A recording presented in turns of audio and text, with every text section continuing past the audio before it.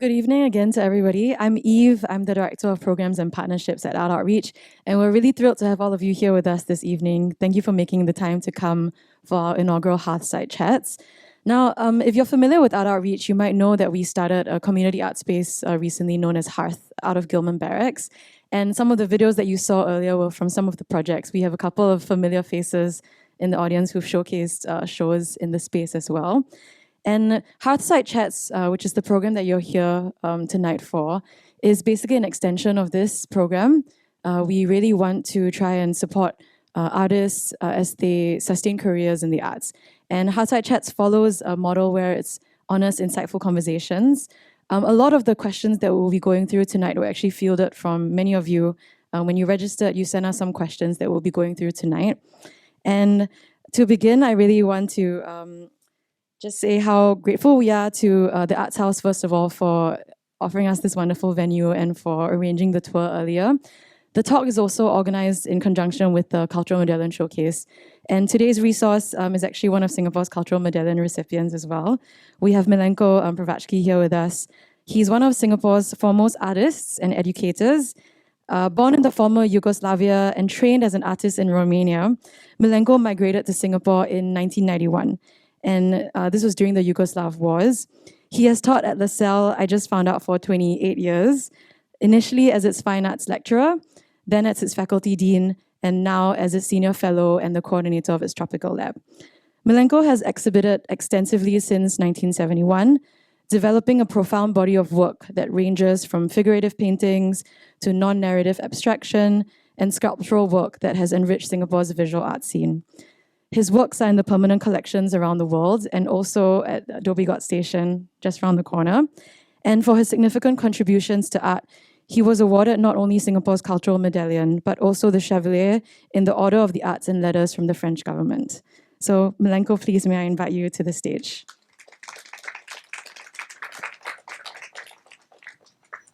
Tonight, joining Milenko is also Mae Anderson, Art Outreach's founding board member and chair. Since 2012, Mae has served on review panels for multiple national bodies, including the Land Transport Authority's Art Review Panel, the Public Art Trust Advisory and Commissioning Panel, and the Venice Biennale's Commissioning Panel. All of these are alongside Milenko as well. Mae also reviews all the proposals for Art Outreach's Impart Art Prize, as well as our Hearth Community Art Space. And she often lectures on topics including art and philanthropy. So can I invite Mae as well to join us? So before we start tonight's session, I'm just going to invite Mae to say a few words of welcome and basically introduce us to the Hearthside sessions. Thank you, Eve. Welcome. I just want to say first that I'm a bit fangirl of this gentleman here. I've had the pleasure of sitting beside him. You know, I don't know why I'm beside him, right? I mean, because he's obviously way, way more experienced and, you know, I can hardly consider myself a peer or a colleague, but we've served on many different panels together. We see young artists all the time. We gossip about young artists as well. But more importantly, if you talk about an artist whose practice, whose ethos and ethic is worth admiring and emulating, you have this chap right here. So what I want to say to you is, this is closed door. There's no press here. We're not gonna, hold anything against you. We just want some really honest, candid questions from you. We have some already. No question is too silly or too weird. Hello, Nathan. And I really hope that you use us. This is not about, I was going to say old, if I'm old, then, you know what I mean? But, I think, yeah. Older people kind of nagging at you, not at all. We hope this is something where it's going to be advantageous to you and you can action on when you leave the event tonight. Okay, how's that? Okay, so I'm going to yield to Milenko for the most of the time because I can talk without breathing. You don't want that. Eve is going to ask a lot of questions to you, Milenko, and only when I feel I have something valuable to add, I will jump in. Okay? So just to give you a bit of background for tonight, like Mae said, it's really going to follow a kind of conversational, informal style. We received a lot of questions from most of the attendees tonight, actually, with your RSVPs. And what we've done is we've grouped them into sort of three main themes that we're going to be covering tonight. And at the end of the three main themes, we'll open the floor up to questions as well, because I'm sure that you guys will have many. So the three main themes will be starting and sort of sustaining a career in the arts. So how do you begin securing your first exhibitions and things like that. The second topic will be a little bit more in detail on navigating the business of art. So that's questions around things like commissioning fees, the pros and cons of gallery representation, some of these considerations. And the last session will be applying for open calls, grants, art prizes, I think drawing on a lot of Mae and Milenko's background as well. So we will then end off with a hopefully 15-minute Q&A. If we have more time, then we can field more questions from the floor. So to start us off, Milenko, I'm just going to fire a couple of questions at you. These are mostly questions that we receive from the floor, but maybe if you could help us to frame some of your practice when you look back on the many years as an artist, what would you say are some of the turning points or watershed moments that really set you on this path to being an artist? There are many factors. It's not easy to reduce. It's easier to extend, and there are many reasons. But I think that in my case, it's a luck.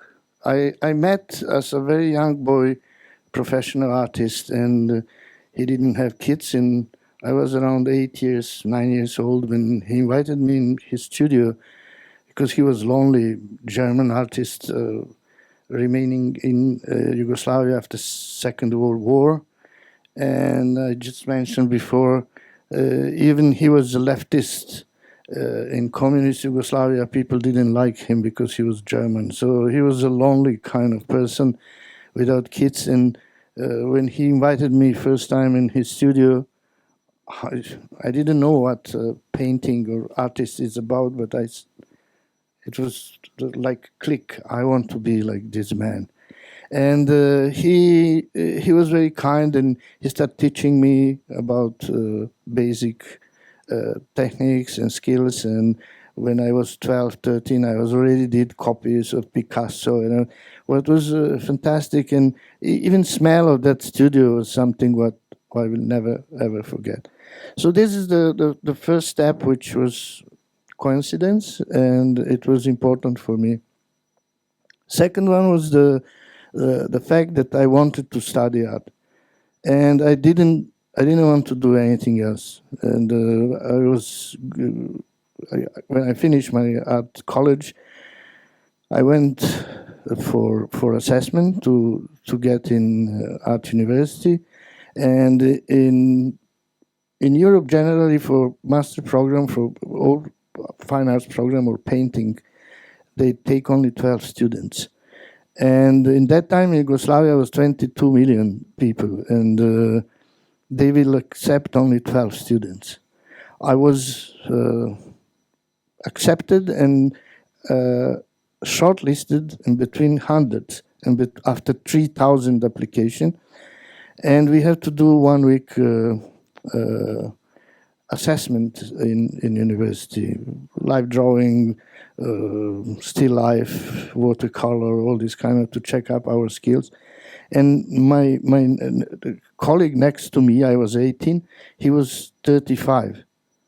And I was asking, how come you started so late to do art? He said, I didn't. This is my 16th time I'm trying to get in. And I was shocked. I was quite well placed, but I didn't get in. And I said, Milenko, you're not going to wait 16 years. I want to do art, I want to learn. So it was coincidence, again, that in library, in research section, with books that you can't get out, I met someone who was studying in Romania. He was a Romanian minority from Yugoslavia, but I was Serbian, I didn't know Romanian. And I was asking if I can study there. And she says, if you pass exam, you can. You have to do language 6 months. And in 2 months, I end up in Bucharest, in Romania. And I passed exam, and I didn't speak well Romanian. But when I met my wife, Delia, who was my colleague, then I started to speak very well. So this was another moment. And then I became artist. Of course, when you graduate, you're not necessarily a professional practicing artist. There are so many other things. I just mentioned that you are talented when you are 15, 16, 18, 21. But after that, you need experience, you need discipline, a lot of discipline. You need kind of necessity to create. It's not just that you want to be successful and you want to be artist, but you need that drive and passion that you can do something every day about this.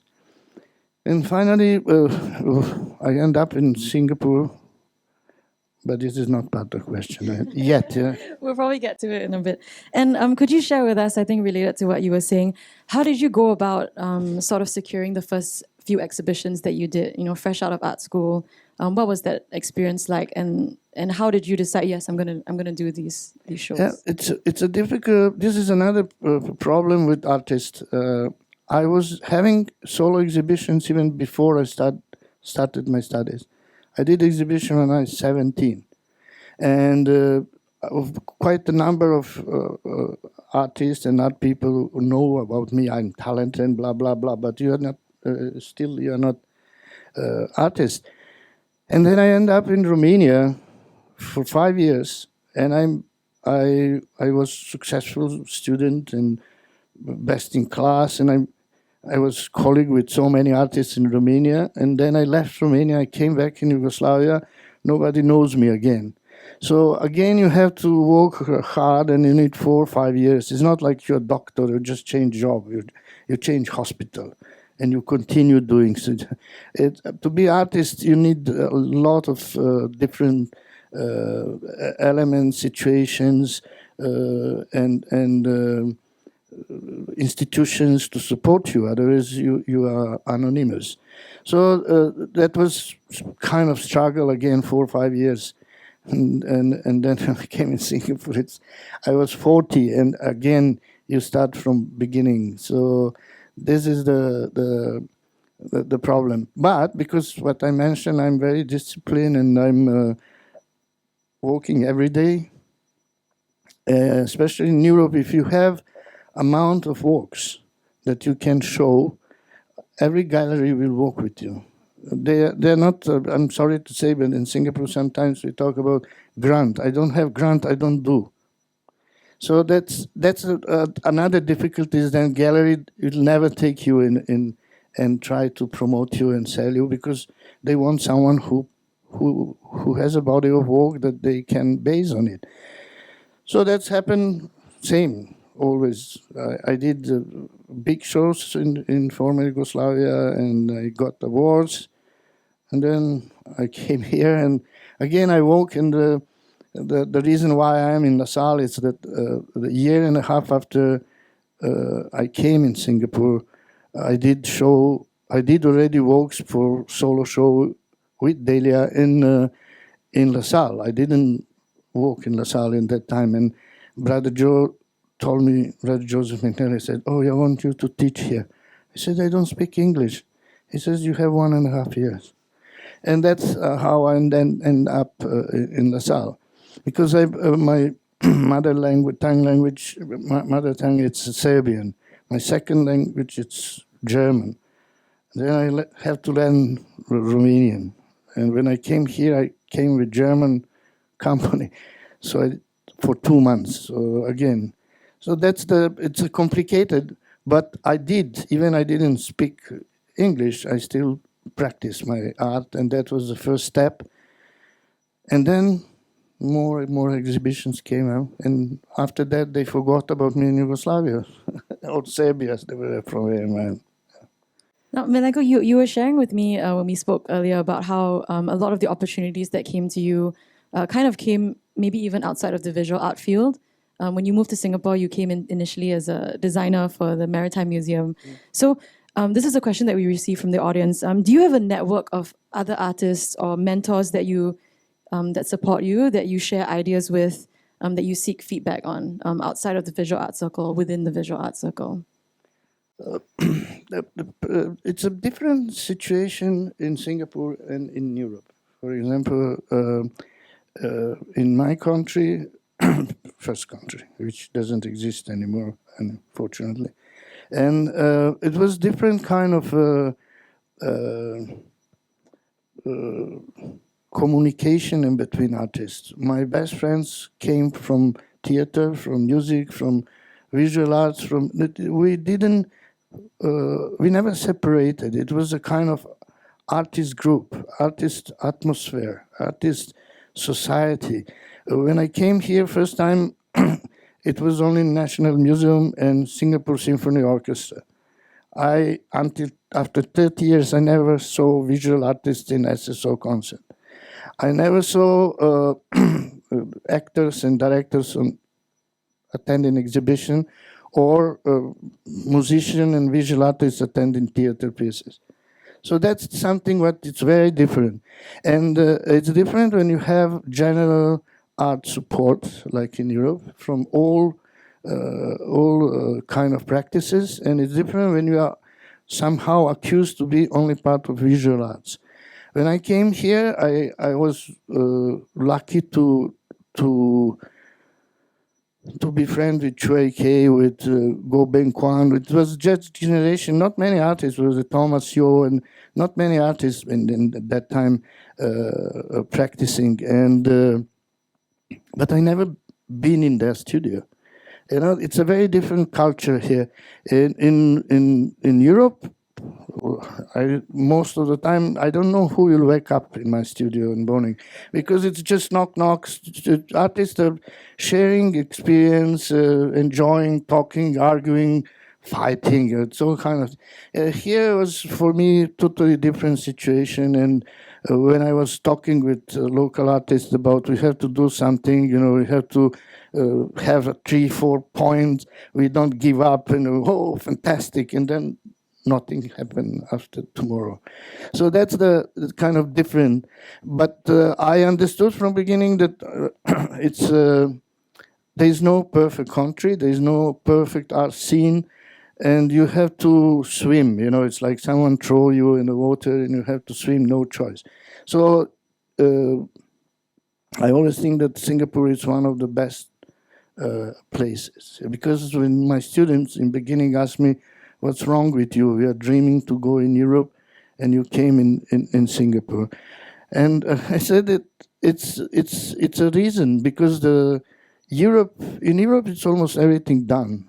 And if you want to change something, it's always like, oh, it was 300 years we did what we want. 500 years we did what do we want? You know, and it's all kind of restrictions that are different than in Singapore. But in Singapore was a space for me to share my experience and to participate in amazing development. What I mentioned before, it was only National Museum, which was like mom for everything, performances, exhibitions, photography, everything was there, only there. And it was SSO, who was made by half of musicians being from refugee from Eastern Europe.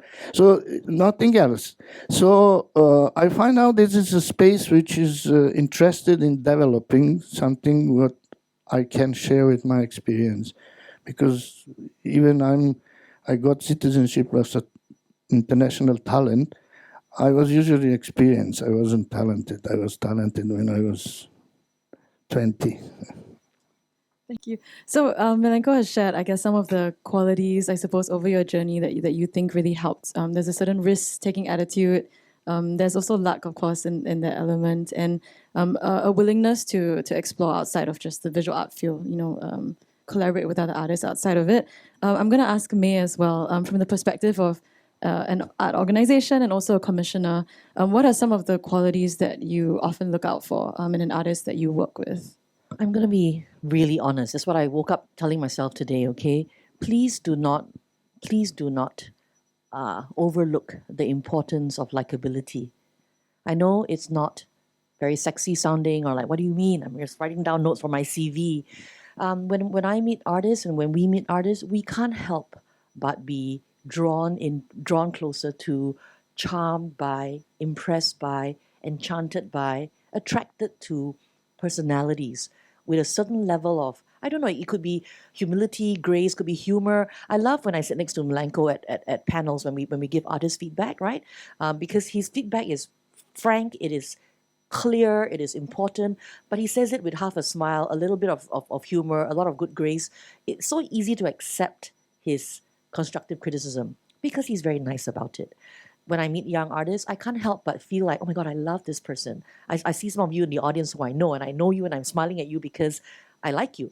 you take the opportunity, right? You are respectful. You are curious. You are dogged. You text me nonstop, and you just annoy me with all your texts. But I'm so impressed, and I want to give you a chance. So I can only say that we are human, and when we see a list of names, right? We also know the personalities behind it. I can tell you that when it comes to things like Venice, we are very, very serious about it, and it really is sort of meritocracy, and we really try our best. But I will tell you that we are championing. If there's just one small iota of something that will push you over the line, it is your ability to network, your ability to connect, impress, stay on it, because you will get there. Even if maybe the talent part, the experience part is missing, we are fighting for you. If we hear of an opportunity that we can't give you right now, we will connect you with something else. So I think from what Milenko says, go out there and get yourself out there. I think it's very important. Thank you, Mae. And I'm going to turn it back to Milenko to ask a different set of questions, also on sustaining a practice in the art. Do you ever experience moments of creative blocks or moments of self-doubt? And how do you work through that as an artist? Of course, I being in education in the same times, one of major, most important sentence from students, it's when I ask them what's going on, I'm lost. I said, I'm lost 50 years. That's to be artist.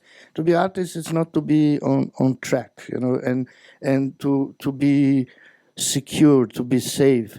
It's to be artist. It's a lot of risk because you are dealing like a scientist. Everyone. It's fantastic. Einstein, wow, but he spent 40 years and he was failing 40 years. So in order to get something important, you have to fail. There's no other ways in our professions as artists, because in order to discover something, whatever it's important, it is not on surface. You can't just take it. You have to scratch, you have to open up, you have to fail. You have to take a risk. And when I talk about luck, having luck is not coming if you are not looking for, if you are not trying, So that's I go in studio every day, and 9 o'clock, like I'm in a government company. But I don't walk 8 or 10. I will leave studio around 8 also. I don't walk every day, but I'm every day there and every day looking at work and every day thinking about what could be done and making mistakes and repairing. And so it's not something what it's pragmatic. Art is not pragmatic job, and because it's not pragmatic job, you are exposed to failure. But in order to discover something, you have to fail. Wake up. It's nothing wrong. I always say something, and the people is laughing, but it's true. If doctor make mistakes, patient will die. If taxi driver make mistakes, someone will get injured or die.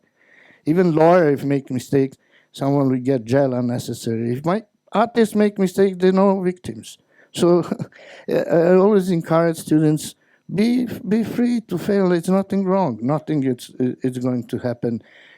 You have to take a risk. Because if you want to get easy something and you think that it's easy to get it, that should be on surface, and that is not something what is good. But of course I'm blocked, but I have discipline, and even I don't know what I'm doing, I will discover. I'm going to add to what Milenko said, and really encourage you to keep producing, because we really admire artists who we can see the progression of, right? Sometimes we say, not this year, come back and apply again. And to my sheer delight, and I'm very impressed, an artist comes back, same artist, same CV for the most part, but you do see some new work, sometimes not in the direction that you my bias, I might not think that I prefer last year's, this year's not so. But boy, am I impressed with the expression of experimentation, right? And when you look at collectors, what do the collectors say about the artist? If I like the artist because of this particular work, it intrigues me, and I actually want to collect some other works that I may not be so fond of, but I'm intrigued by the artist's process. That process, that evolution is something that people really value. So, your best work is your next one. And I think that's something that many people have said. Even collectors, when you ask them, what is your favorite piece?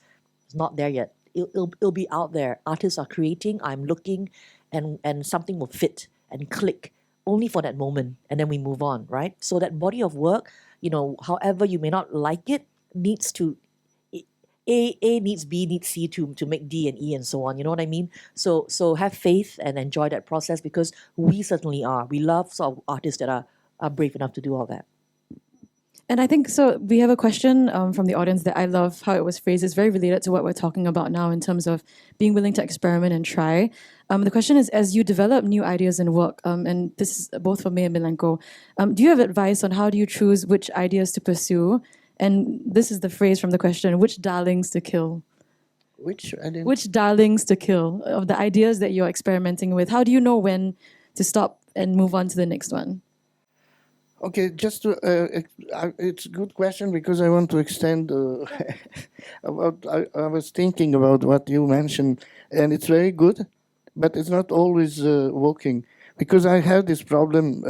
If you look, I'm sorry, I forgot to bring my monograph. In my 50 years practice, I was very figurative artist, and I move on, and I change every 5 years. I move on. I can't repeat myself. I'm always exploring something new. And then it's a problem with galleries. They will say, oh, I spent 3 years to convince my buyers what you're doing, and now you change. What shall I do? I don't know what you will do. You have to go on. But sometimes this what you're talking, it's about adventurous collectors. But galleries are always afraid that because you change, now they have to work hard to convince. As introduction in your question, I will tell you a very simple story. When I leave my studio evening, I'm a genius, always. I'm genius. And then I come tomorrow morning and I say, oh shit, what did I do? So I always think that my darling, my best work, it's coming. It's something what I'm still looking for. And it's always, when you look back for your work, what you did, you are more critical when you are creating. And what is going to be, if you are creating all the time like I do, I still hope that I can create. There are artists who couldn't reach after some age and develop, but some artists, they're better. I don't know. So I'm still waiting for something to come. Thank you. I want to move on to the next sort of set of questions, if that's fine, and turn the attention a little bit, because you did mention about how when you get into a gallery relationship, there are certain demands of your work as an artist. So can you share with us maybe what are some of the benefits or drawbacks of a gallery-artist relationship? What is that dynamic like? The best way for artists is to be only practicing artists, so you don't do anything else, like I am in education. Even I think that education, it's less damaging than other things, because education keep you alert all the time. So best way is to be practicing and to have a good gallery who cares about you. The cares, it's important. It's not about to use or to benefit or to make a profit. It's like art. In order to reach something, you have to be careful not to rush, because it's nothing coming fast. So the galleries, some galleries, majority of galleries, they want just profit. But real galleries, they want to help you. They want to promote you, and they will follow you and trust you. So this is important, but it's important to find out about that kind of gallery. If you have gallery who is thinking about profit, especially if you are a young graduate practicing, you can get stuck. You can get stuck because they don't want you to change. They will order you what to do. If they sell 20 painting, they want another 175 painting. And it's something what you have to produce, and you become like factory, not artist. And you can't change, you can't challenge yourself, you can't take any risk. And it makes you very satisfied because you're successful, money is coming, everything is fine. But then your career, it's very short. So that's my advice always. Be careful when you choose gallery, because I have experienced that they will cheat you. They will, it's just about profit. Another one is that gallery you choose has to promote you. So it's not only about selling. Sale is something that makes you to produce new work, not to become rich. Success is something else. We can talk later on, but to sell your work and to live selling your work, it's quite important because it gives you confidence that you can do it. But you have to have space to develop in your own way, not to be advised what to do and how to do and how many to do. So this is kind of, again, combination of intelligence, intuition, luck, and understanding and networking. You have to do your homework to check out what galleries this about, consult your colleagues and other practitioners. It's finally it's up to you to choose gallery and profile that gallery will.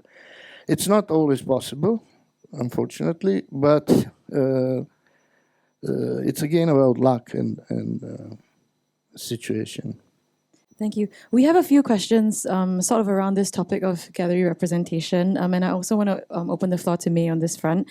Some of these questions are, I am an introvert, and I really want to focus on just creating art. Is it possible for me to exist as an artist outside of the art market? How much do I need to be on social media, self-promoting, taking up public engagements? Maybe I can invite Mae to comment a little bit on that. Well, I always share with my team, I'm very introverted, but I speak publicly a lot. Most people don't believe it, but it's the requirement of the job, right? Even as a volunteer with Art Outreach. I actually wanted to draw an example, and I asked her for permission. So Hui Yi, can you raise your hand? Lin Hui Yi is a wonderful artist, as she is a wonderful person. She is this year's winner of one of the three winners of the Impact Art Prize that we give out. I was particularly struck by Hui Yi because she and her husband, Chow and Lin, right there, are incredibly disciplined and dogged about networking. She said after she won the prize, would you please introduce me to all the judges, right? So we have 5 judges, and she made it a point to go and talk to each one of them. Besides the judges, if you follow Hui Yi on her travels and Facebook, she's recently returned from quite a journey across Europe. I marvel. I don't know whether it's something that she's born with, but it's something that we all should emulate. The effort to go and solicit feedback, the effort to go and talk and tell, because she, even with me, she sat down with me, she brought her work, she talked about things, she approached it with consummate professionalism and a lot of niceness. So my advice is, I know it's hard, but art doesn't make you special. I think art is very special. I think artists are the best thing, right? That's why we founded Art Outreach, to support you. But just because you're an artist, it doesn't make you less of a need to be a salesperson or a contractor or all these unsexy things, right? Really, you got to get out there. And if it's not natural to you, talk to someone that has the ability to write for you a little bit. You should know people who are, kind of trade a favor, right? Buy you a meal, you help me edit my thing, but really try and get yourself out there, because we only know what we know. The known universe to us who are privileged enough or for some reason are able to look at applications is people that we know. It helps. In fact, I can tell you that when we look at the art prize every year, people like Boon Hui, who's passed away recently, unfortunately, people like Honor, people like Pat, they actually know of you guys quite well because your practice is out there, and we're able to champion you, we're able to talk about you outside of the few pieces of paper that you submit, right? Or the few documents you submit, because we had a chance to meet and hear from you. So go and lobby for yourself. Nobody else can lobby as well as you can. And the very worst thing that can happen is we say, oh my God, she's coming again. You know, she's relentless. But I tell you, I'm sure people like you, Milenko, for me, for sure, there is an admiration for you want to talk about passion? That is passion shining right through, for what you do, for your practice and what you believe in. So you have to get out there. And I know it's not easy. Milenko, do you have anything to say on this? I'm 71, so I didn't have even TV when I was born, and we just talk when I look at my 13 years granddaughter. When I was 13 years, I was idiot. So it's a big difference, and the network, which was 30, 40, 50 years ago, it's what I was talking, that all artists, curators, critics, historians, we will get together almost every day, everywhere. So it was a kind of support. We didn't have other support. We didn't have network. But now it's amazing. It's really important to be visible. And we can't wait anymore because not only that we are not hanging around with curators or historians, but they don't hang around. That's problematic. I'm 31 years in Singapore, and 90% of curators from Singapore Art Museum or Art National Gallery have been in our studio. So in Europe, they have day for studio visit. I don't know what they're doing here, but anyway. So you can't wait for someone to help you. It's not going to drop from the sky, definitely. So it's good if you have opportunity, and now you have opportunity to connect with the world. My students did it 8 years ago. They opened the Facebook account for me. And in one day and night, I got 675 messages. And all my students, wow, Milenko, you are on Facebook, wow. So I stopped. I have anyway 100, 200 emails a day. So what should I do with all this Facebook? So I switch off because I can't reply to everyone. And I have some kind of ethics problem. If I reply to one student and not to another, I don't want to offend them. But I'm on Instagram, and I find it's fantastic because in Instagram, all my 2,000 followers are in art. So I don't have to share my private reasons. I got drunk last night. I did eat, I don't know, Hokkien meat today. And so it's a different kind of line that I really enjoy, and I got new friends, I got new connections, and that's I'm not against Facebook, of course. You know how to deal with it, but for me it's enough what I have. But I think this is what you mentioned. It's absolutely right. You can't stay and wait that your success will drop from the sky and suddenly you will be enlightened and became famous. It's not possible. You have to find way. It's not good sometimes to go and knock the door and push people, but you have to find way how to be visible, how to show what you're doing and what you're doing.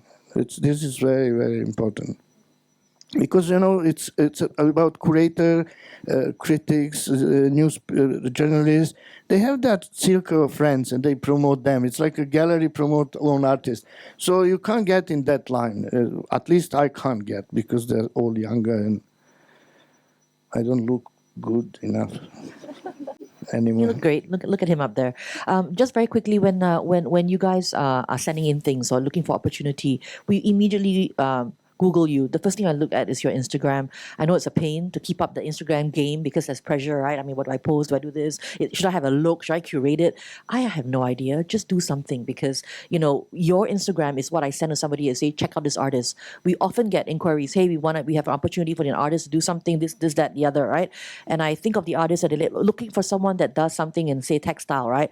The moment I think I'm like, okay, I know somebody, and I will send the URL to the Instagram. That's what happens, by WhatsApp.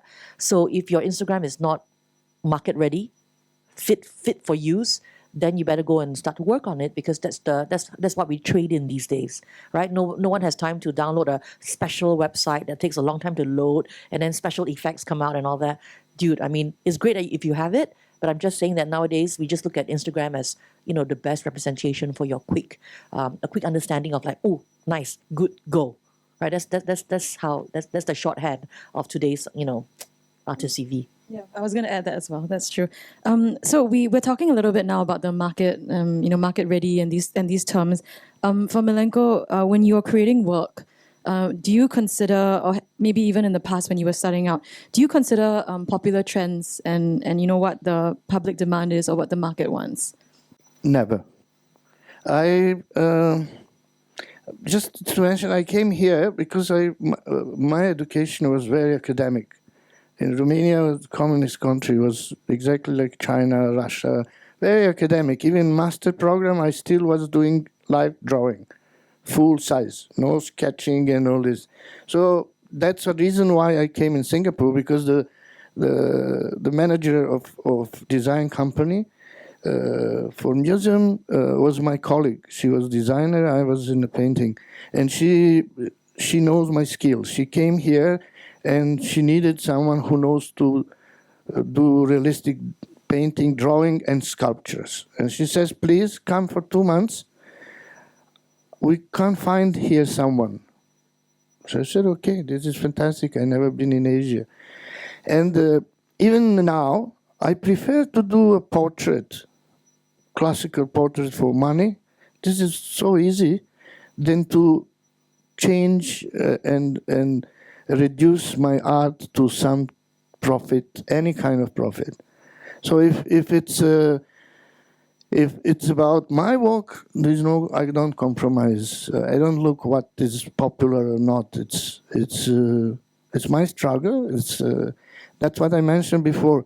The easy way to please, and then another way not to please, takes longer, but it's durable. And is there sort of a balance in what you're saying, a way to communicate your ideas that is true to you, but also compelling to the market? Is there sort of a magic balance in that? That when you are on market, you can't be alone on market. You need help. That I have friends still in former Serbia, from where I am. They're against sale, they're against market. This is all artificial. I don't want to be part of, and all kind of these perceptions that are not working at all, because you need support. It's nothing wrong to sell your work. It's just that you have to be very careful how you manage it. And do you control your own production and sale, or you are just satisfying someone and making money? It's possible. I don't say this is not relevant. If you want to be artist who is rich only, that's fine. But there's other elements which I find it's about ethic. It's about how much you damage real art through this. But of course, I look at every kind of art. That's why I'm saying that being in education, it's good, because you can't sit and only look at your own work. Being in education, you have to research every day and try to know what is going on. You like or you don't like. It's not about pleasant situation, but it's about knowing. And then that's very important. But reference doesn't mean I have to steal. Reference, it's about to place yourself comparing with other artists and other practices. Thank you. So now, because we're on the topic of the market, and Hearthside Chats is really about getting into the bit of the nitty-gritty and the details, do you have any advice or tips or insights into how artists go about pricing their work or negotiating their commission fees when they're working on a project? How does that whole conversation happen? It's it's related from artist to artist, and I'm not good in this, and that's why I need a gallery, because I can't sell. I'm not that kind of person, and the price, there are two kind of prices. What I mentioned before is if you want easy to sell, then you work, it's not expensive, and you do 1,075 works a year, and you sell everything. And my opinion, it's my way, I will sell 3 works for that price. And that's all. And I think it's difficult. It's not easy to reach that situation. But when you do it, you are on your track. You are on your way, and you are not compromising. And you don't have to do only 3 works. For example, I don't know. I produce thousands of works a year. Every day, at least 3-4 drawings, some. Collages, paintings, but I don't sell everything. I have an intern now doing my archiving, and it's already 2 months. In 2 months, she archived around 3,000 works. I don't sell everything, but if I sell big painting, that should be 100,000, 120,000, or smaller one, 5,000 or 6,000. But it's not. I'm not selling. In the way that I produce so much and I can sell and I can have same money, but that's just like a factory, and I don't think it's good. It's valid. I don't say it's not, but it's there are 2 ways always. Mae, do you have anything to add on this side of commissioner fees? She's better than me in this. Sometimes the price is dictated by the purchaser of the talent, right? I mean, a company says, we pay you 5,000 for this, take it or leave it. And there's no room for negotiation. And that's the way it is. Often when we represent an opportunity to artists, it is a price that is preset, with the purchaser, right? And is offered to you. Now, I think we were going to be asking a question as well about, the viability of your art career as someone that would be more institutional, like for lack of a better term, right? The people that can be at Venice, right, can be sort of collected by, institutions, and commercial. I don't see it always as being exclusive, okay? Just because your work is very commercial means very successful on the market, right? A lot of people want to hang your work in their home, on their office, or, it is also very decorative. Seems like the death word for everybody, right? There's nothing wrong with that. There is nothing wrong with that. I see a lot of hurt and snobbery amongst artists sometimes, very young artists who are just starting out to say, oh my God, and that's not me. But that pays the bill. And different people have different pressures of bill paying that we have to respect. So I think there's nothing wrong with selling prints and things like that to I want to be a full-time practicing artist. So if I have to do some, commercial work or whatever it is, so be it, right? But if you get a chance to progress, and if you want to progress, you do have to take the time to have some rigor in the work, is all I'm saying, right? Because what we most people like us who cannot produce can just stare and admire, right? We love the message, we love the thought, we love the advocacy. It is your incredible perspective. Hui Yi is a data scientist, right? You work with data analytics, and then she never thought she was an artist, but the way they photograph and present the work appealed to us aesthetically, right? So, I mean, it's the value that you try to produce, but it's the value that we also place on the work. Now, the rigor of the approach is what makes a lot of us feel happy and excited about your work. It is fruits on a newspaper. It is a slice of bread on a newspaper, right? It is meaningless if you don't understand the thought and the collective body that is presented within. So success for us, especially when we evaluate at the prize level, at the you will be painting of the year kind of. I don't know what levels there are, right, in Singapore, really has to do with the clarity of and the narrative of your practice. What is it that you're telling? A lot of you don't come up with that enough. Please don't say, I'm interrogating and investigating the intersectionality and, that stuff is a lazy way out. I know it's not easy to write these big words, but please don't use too much of them. As much as the curators try and act like they're really clever, they also struggle to understand what is the intersectionality of indifference and interferences in something, right? It's a struggle. Clean, clear, what are you thinking? What are you trying to say? That gives it the kind of value and access that is incomparable, right? The easiest thing is to hide behind these curatorial words. Don't do that. And again, have clarity of vision, because these kinds of work, these kinds of installations that you indulge in and you experiment in, wonderful. Nothing wrong with also saying, hey, look, I'm going to do some prints, some portraits, some photos. Nothing wrong with that. Don't feel that one is anathema and you cannot get out of it. It's my way of starting out, advice for starting out artists, right? We can't all be, so pristine in our practice. Just to edit one short story, when you are my age, you always have stories. When I started teaching, my English was quite simple. And one of my first students, Saraswati Gramesh, was first student of mine in BA, and then she did master and she became my assistant. And then she got married and left to Paris. And before she left, I was asking Sarah, I need you to be honest. Can you tell me, did you understand what I was talking in the beginning? She said, of course. It was so simple, clear, direct, fantastic. Now I don't understand what you're talking anymore. Thank you. So I'm aware that we are sort of into the last half an hour of the talk, and I want to leave enough time for Q&A. I hope we can return to some of these topics as well. But we have a wealth of experience with us, with Mae and Milenko, about open calls, applying for prizes, and so I would like to turn the attention to some of these questions.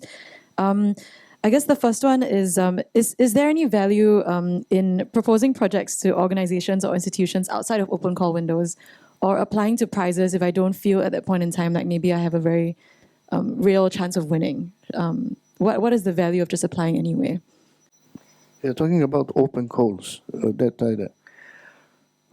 I think that the beauty of art is that everyone can do it. And I find this is fantastic. If I ask to do surgery on weekends, nobody will allow me. Or to do some lawyer stuff on weekends because I love it. No, but art, everyone can do it. That's the pleasure. The problem with people doing art and not being professional, it's that it's not the same competition. So that's it's a problem. My problem with open calls we have in the LTA also, when you get 4,000 proposals of between 800 housewives proposed for station, which is $300,000. So it's an open call means that everyone is free to submit, and it's valid and should be always competitions which are open call. But then you can't wait for quality. You can't wait that established practitioners will apply it and compete with this. So this is a problem. This is my problem in Singapore, because in name of democracy and the opportunity for everyone, we do it. Yes, it's fine. But if I want to do a weekend surgery, I can't. So it should be kind of I don't say restriction, but some structure which will protect artists, professional artists, because we are not doing housewife work. We are doing our profession, and in that sense, in the second part, if you want quality of work, then you are not going to get through open call. Open call, you will please people, and this is fantastic. I'm always happy for whoever make art and enjoy it, and this is fantastic. But if you want quality work, then should be by invitation, curated, or just restricted for professionals, and then everyone could apply it. And this is my opinion, because I'm always thinking that we have to protect ourselves also as a practitioner and as an artist. Mae, do you have anything to add on that front? I agree with Milenko. And so for our art award, art prize, we certainly put some parameters around it. Some people are very angry with us because we say 40 years is a cap. That's because you don't want to compete against a chap like Milenko, right? I mean, if, Goh Beng Kwan turns up and Milenko turns up and we don't award them, you got to be joking, right? And it's not that we don't want to award them. we are a charity. We raise our own money. We can't give prizes to everybody, right? So 80% of your winning application is not when you apply, it's when you do the research. I'm always amazed that I'm like, don't they see who's won, and can they kind of look at what, the body of work of the winners and kind of see, roughly, what the standard is and kind of aim for that and go and talk to them. How many of our applicants actually talk to some of the other applicants or winners and say, what did you do differently? I think Milenko and I talked about very lazy applications where, can you imagine that they actually put in applications without any image? I know, it's a visual open call or, there's no photo of the work. So it's amazing that when we have open calls or submissions or whatever, opportunity, we actually put aside at least 48, 72 hours for my team to go back to call the artist to say, can you please submit, blah, blah, blah, because we know that it might not be there. There are also applications where it's a Word document, and then you just kind of stick into a Word table, a few images and some text, right? And I'm just saying, please, you're artists. I'm sure you can make the lines on the table invisible. It would help make it a little more polished. So, one of the things that we want to do is bring in some galleries, some big galleries, international galleries, and maybe show you model answers. Singapore, we like model answers, right? Show you what some amazing artists, portfolios look like. Go and look at those that you like. Google is your best friend. If you turn in something that looks professional, it is half the battle won. You know why? The bar is set very low here in Singapore. It's set very low. If you turn in something that looks good and looks sharp, professional, nice, I'm like, wow, that's you know what I mean? The packaging does matter.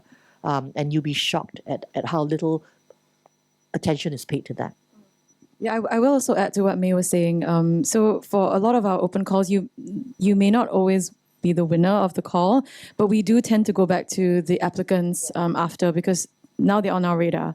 And so when we have a commissioning opportunity in the future, even if it's the first time that we've come across the application, we do go back to this pool of people. We're working with somebody at SAW, and we are asking this artist to present in our space. This artist has applied for us, to us, our prize before.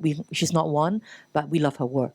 And so we're giving her the opportunity to do a solo show for what it's worth. For little old art outreach, it's not a big deal, of course. But please know that, we do plug people to opportunities. So you are right, absolutely right. That is the biggest value. So I want to get a little bit more into some of the things that you were saying. You mentioned a few of the qualities that you sort of look out for as a juror, and both of you have served on many art prizes. What other things do you wish applicants knew more when they put together a proposal? Sorry, I don't hear. When applicants apply for prizes or any of the commissioning opportunities, as a juror, what is something that you wish that they would know or do more in their application? When you're judging, you are limited by concept of the organizers. So it's different when you judge open call from UOB, and you have 6,000 painting passing by 3 days, one after another, and it's different when you have a nomination artist, or you have a selected artist, or you have invited artists. So that's a different. Responsibilities are more when you have invited and nominated, because generally this is established artists, and what Mae says, it could be very difficult to reject even its work not the same quality.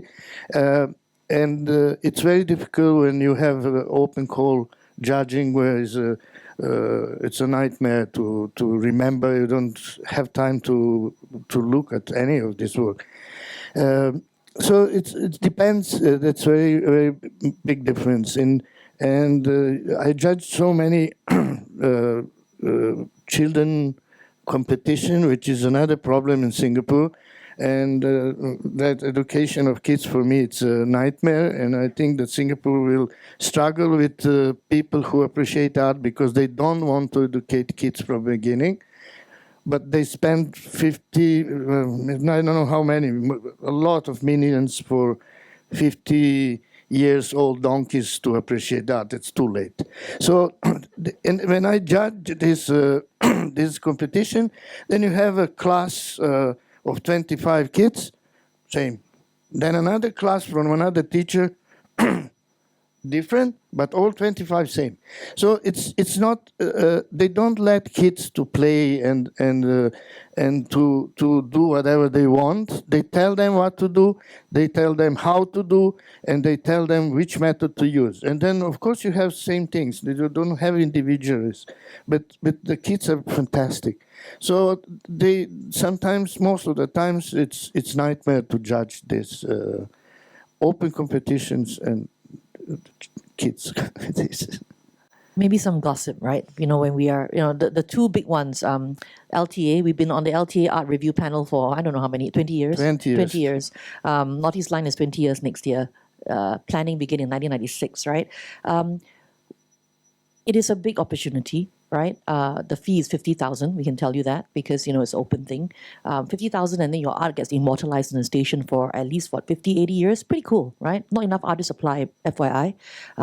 So follow us because we sometimes do a Zoom thing where I give people some tips on what to do and then they apply. The artists sometimes don't understand or respond to the very clear guidelines. For example, site specificity, right? If you do a work at Dhobi God, if you look at Milenko and Delia's work, it is absolutely representative of the neighborhood, sort of the culture.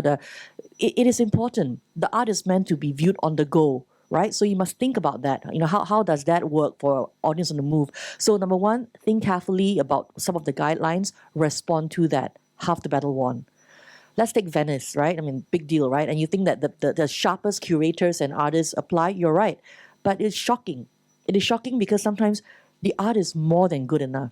The art is more than good enough.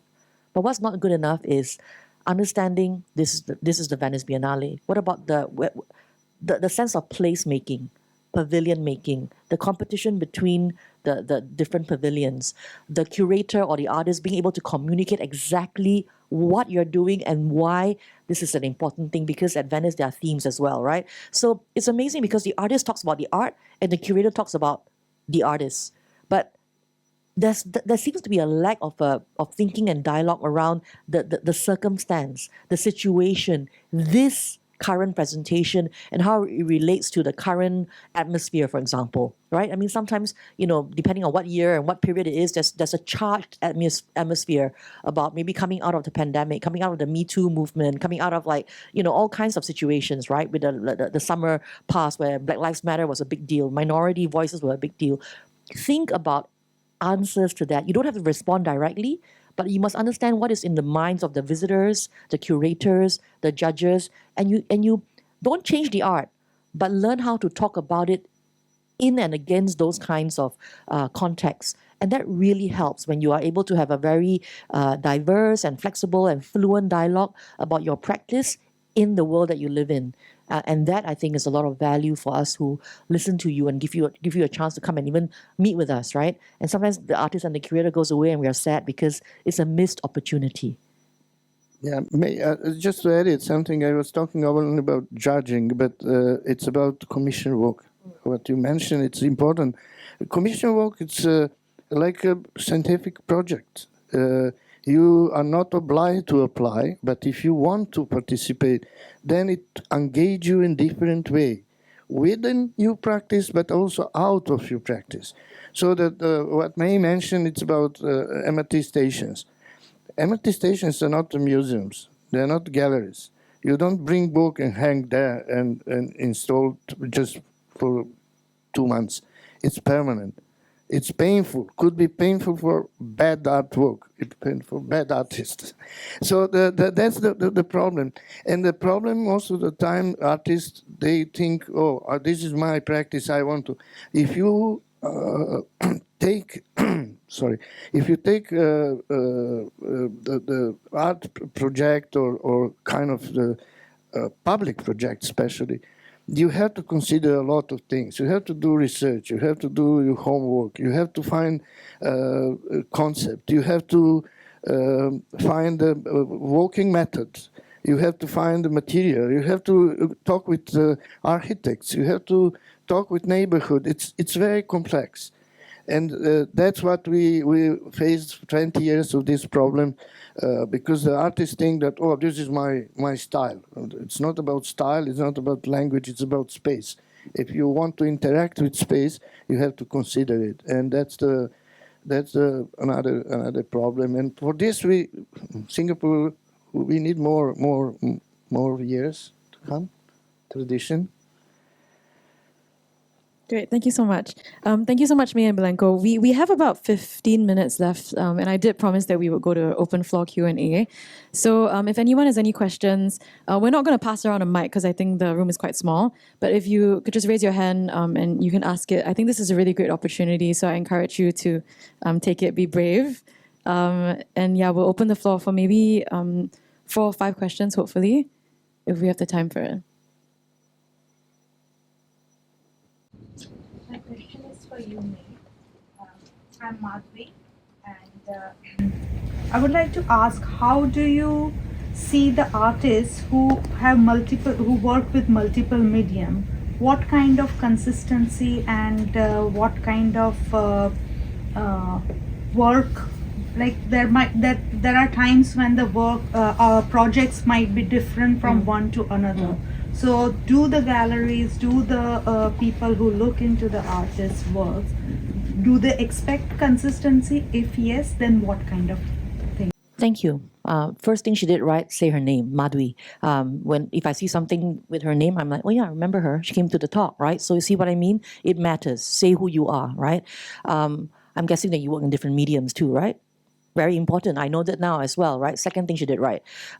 So I don't think you should worry about that. I think I can think of quite a few artists. This one, for example, who works in all kinds of mediums. The consistency doesn't come from the types of medium, right? The consistency comes from that consistency of artist vision, the clarity of that practice, the quality of the practice shines through. In fact, I think very few artists are as comfortable across the mediums. You can definitely tell where some people are just doing it so that they can do it, so that they have a little bit more of a repertoire. You can kind of tell, but even then, I respect the fact, I respect experimentation.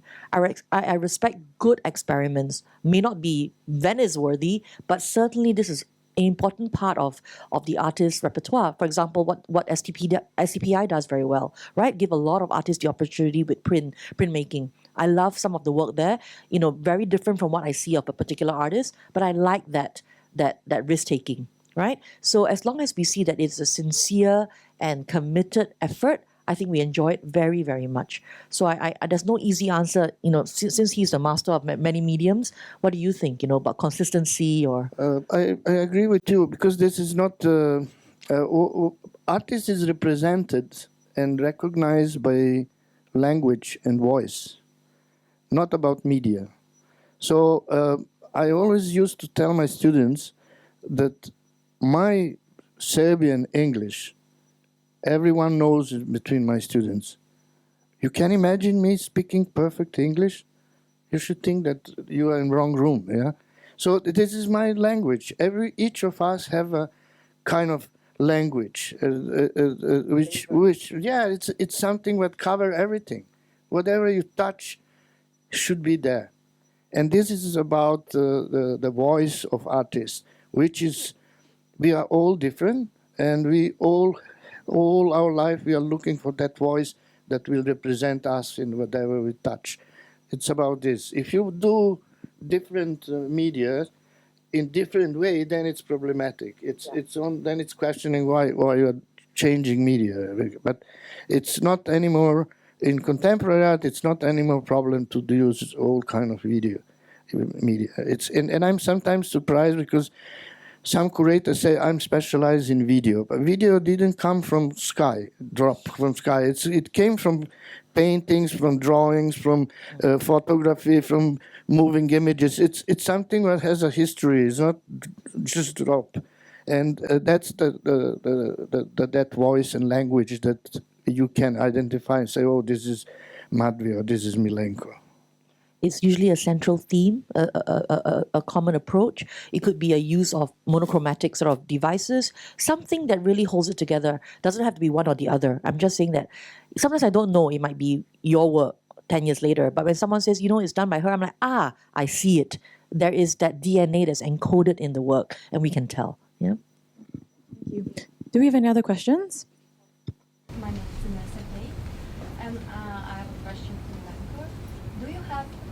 collaborate artists, and how do you reflect and how many dialogue and how to use your ideas in your practice? I'm just going to repeat the question for at the back, and also we have a video running. For Milenko, do you have a favorite artist, and how do you draw sort of inspiration from them or reflect back on any of their practices? Yeah, it's a very good question, but answer will be a bit strange. I do have, but around 125 favorite artists. Like we talk now about different media, different materials, different methods.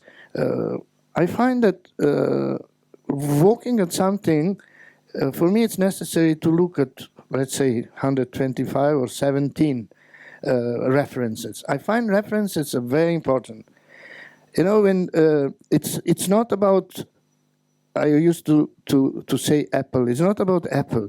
It's about who is painting Apple, or who is photographing Apple, or who is video recording Apple.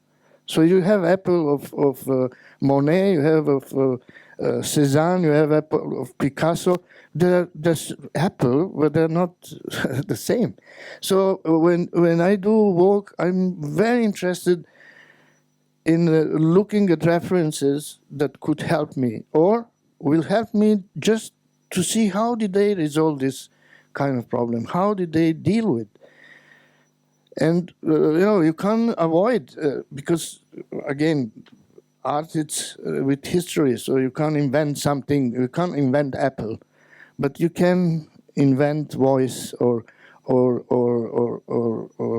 language how to represent that Apple. So history is full of very good examples, and I'm always afraid to say this is my favorite, because for each research I do, these artists and names and artworks that are really important when I do it. And I very often I do quotation of some work in my way, abstract way. And just 2 weeks ago, the gallery wanted to sell my work. Someone is interested, but a third of my work, it's just empty.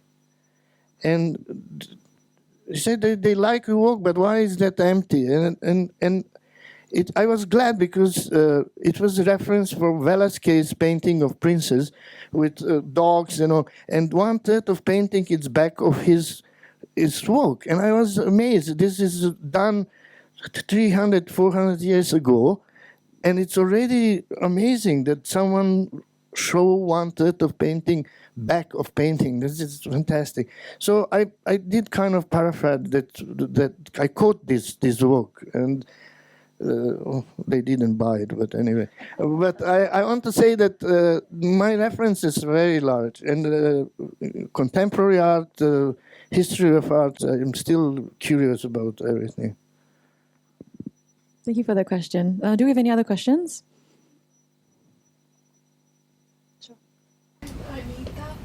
I had a question on the art buying scene. So do you think that art will always be patron-led, whether it be a corporate or bigger corporation like LTA? And do you think affordable art fair has managed to democratize the art buying scene in Singapore, or just generally? I don't know about that, Milenko, but it's a hard thing to answer. If there's no marketplace, there can hardly be any art, right? I mean, you know, unless every artist is a full-time something or other and a part-time artist, the marketplace is profound. And the marketplace, biggest unregulated money market in the world is the art market, right? Art is also very market-led. If you look at the top 100 power list in art, for what it's worth, it's kind of a rubbish list in my opinion. Of course, there are some amazing people on there, but you know, the top 20, top 10 most powerful people in art are not artists. They are curators, right? They are collectors. They're institutions. These are the market makers, the trendsetters, and it is a business. So if you can indulge yourself and be an artist, by all means. But very few of us can indulge ourselves and not worry about the bills being paid. So you have to be thoughtful about the market, right? You have to be. if you want to make your living this way. And I can talk 5 days about this, but I won't. But all I'm saying is there's no real way to democratize the market, is there? Because, democracy for me would mean equal access.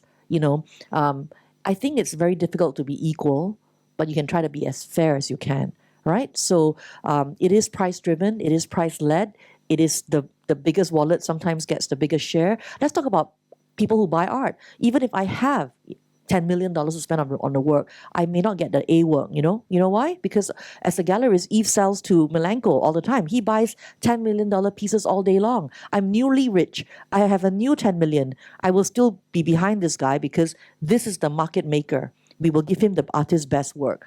I will get second work because mine is a new 10 million. That's the way it is. That's the way human nature is. Art is a wonderful, representation of human nature in all its forms, in its production and its sale and its consumption. So it's a profound question, and I don't have a very profound answer. But I think with the big fair coming up in Jan, please go. It is going to be profoundly, overwhelming, I think. But we're going to be there, in a booth. If you want to volunteer, by the way, and get opportunities to be a gallery sitter, please come and see us. Pace is going to be there. Gagosian is going to be there. Zorner, those exciting names. Come and hang out with us. Just to add something what you mentioned about corporate support, like LTA, and it's not only LTA. If you look at history, art was created by the church, support by church. All commission works. That's all commissions work. And this is kind of tradition that disappeared when people start to read books and they didn't need public narratives because they couldn't read Bible or they couldn't read the Quran or whatever. So that the change and then end up with church painted by Matisse, you remember, which is absolutely out of that narrative that it was before. But corporate commissions always existed. In public work, it's usually mostly about this. Yeah. I love that comment actually, because it's about patronage. And sometimes, if you look at the biggest buyers of art, the $100 million pieces, the big hedge fund guys, right? Because once you're successful, you want to tell people what your wealth and status says about you, and you say it through art. It's a profound thing that you go look at that. And I think you're right. I mean, the patrons do offer, but also shape the marketplace. I think we have maybe time for, I would say, 2 questions. So does anyone else have any more from the floor? What is your greatest gain from making art? I'm going to repeat the question as well for the camera because you're near the front. Willie is asking, what is your greatest gain from making art? I love that Greatest question. gain? Greatest gain. Yeah, what have you gotten out of it? I'm happy man. It's a satisfaction. It's a satisfaction, and if you ask me what's the difference in between artists and people who goes every day for job and they don't enjoy, and they are waiting and looking when it's going to finish. It's that I'm happy every day. I'm satisfied. I'm struggling. I'm nervous. I'm blocked. I'm angry. I'm crying. I'm out. I'm upset. I'm lost. But in the end, there is a kind of satisfaction always. Because artists, if you don't do good job and you are not happy, you become alcoholic or you commit suicide. No other ways. Or you are becoming commercial artist and you are happy. I'm joking, but it's the most important. Sometimes people think how much people appreciate my work, how much this you can't control. If you follow your agenda, you follow your thinking, you're following what you want to achieve. That's the whole. You have to follow. You can't care if they like or they don't like. Then you get lost there, and you will lose your track. But if you do this, it's gonna be always someone who appreciates. It's gonna be always someone who could evaluate what you do. You can't satisfy everyone. So this is not kind of measurement. But when I'm satisfied, this is the greatest. Unfortunately, I'm every evening genius, so but I'm not always like this. Tomorrow morning, I'm okay. I can evaluate the difference. I just want to quickly add to what Milenko said. You know, I started the session today saying that you're not special. Just because you're an artist, you're not special, right? I say that because I want to really kind of provoke you to understanding that the business of art is so tough, right? Being a professional is so tough. But of course you are. I mean, the gain that I get from not being an artist, you know, but being close to artists and close to art it is profound that you can find ways to trap history and emotion in the four sides. In the sculpture, in the thing, you can do things that many of us cannot. And when we stand in front of your work, we are number one, envious. I'm very envious, and number two, profoundly moved and shocked and challenged that you can do that you can give voice to that is voiceless, right? So it is incredible what you're doing. And it doesn't matter if you don't win a prize. It is just incredible that you are brave enough to show articulation to that kind of emotion that most of us are too afraid to show, right? Because that means you've thought harder, thought deeper. You know, you've been a little bit more courageous in working out that feelings in clay or in mosaic or in paint. You know what I mean? Artists are incredibly blocked sometimes, but incredibly in touch. And I think we all want a little bit of that. Or just hang around them. I hang around them just to feel cool, obviously. But it is an incredible thing that you guys do, and I'm often too afraid. I like writing, for example. You know, but I always feel like, oh my God, I cannot write like that. That's my loss, right? I didn't even try. But bless you who have tried and are still trying. Yeah. Thank you. It's a really lovely note to end the conversation. I just want to make sure that we squeeze in as much time as we can. If anyone else has a final question to end off the night. So I saw a tentative hand. Maybe we can take both the questions and we see if they're related. You must be an emerging artist. You know? I'm an old emerging artist. My question, I'm Kavita. My question for Milenko, actually. I've been following your work for many years, Milenko, and I just would like to know, what is your relationship with work, your early work, looking back at it now? Sorry, Milenko, maybe before we answer the question, we can also get the second question. Yeah. Hi, I'm Suyuan, and thank you for the nice sharing. It's very informative. I'm just curious, for open call or any competitions in the future, do you think there will be AI-generated artwork be accepted or win competition? So if I can have Milenko answer the first one first. I will answer first one, and then second one you will remind me. Okay, when I talk that every 4 years, 6 years, I move on. So I was born in communist country. I was studying in communist country. I was very engaged socially. I was doing paintings which are very related to that situation in socialist communist countries,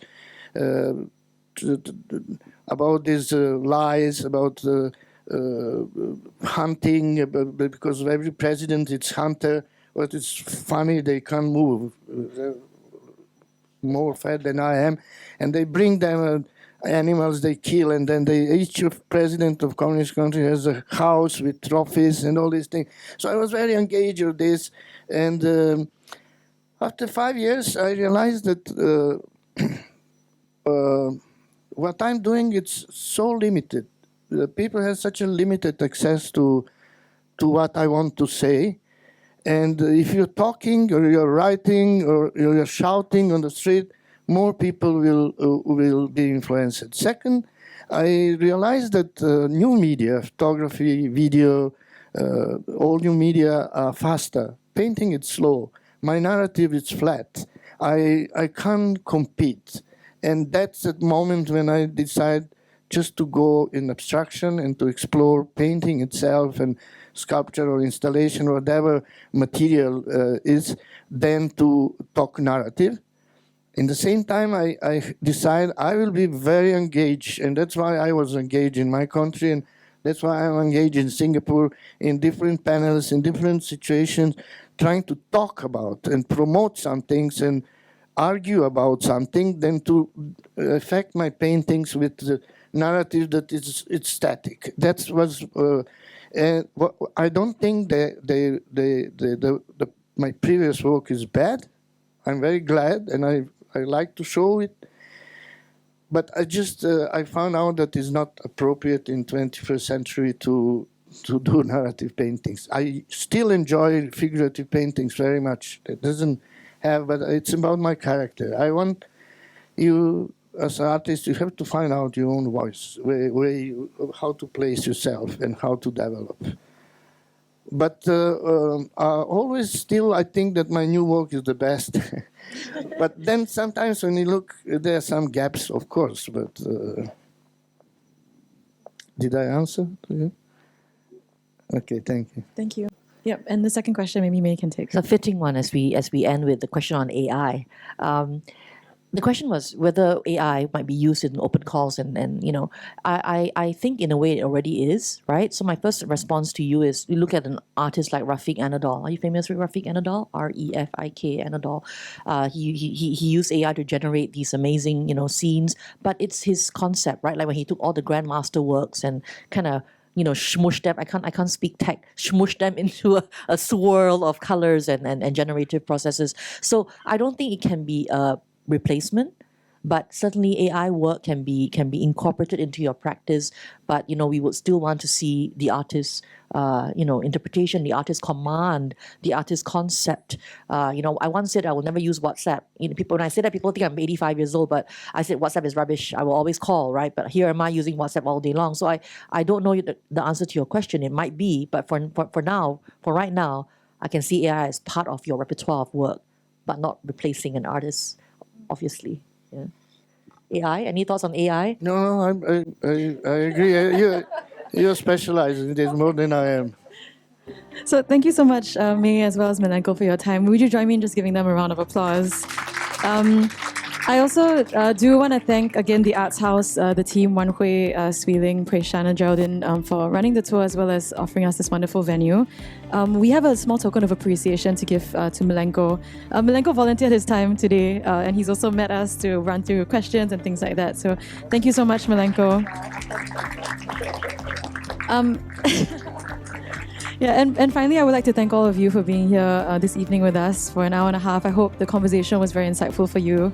It certainly was for me. Just to end off, we do have a survey that we would love for you to help us to complete.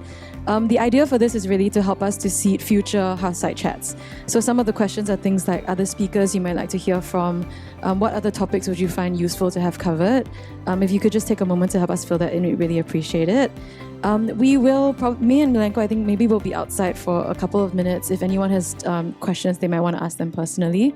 And yeah, I hope you all have a good evening, and thank you again for being here. It was very effective and efficient, and my team, Colin, Ruth, and Tina, thank you all very much. If you want to stay up to date on future Hearthside chats, please follow us on our socials as well. It's where we post most of our information. So it's Art Outreach Singapore on Instagram.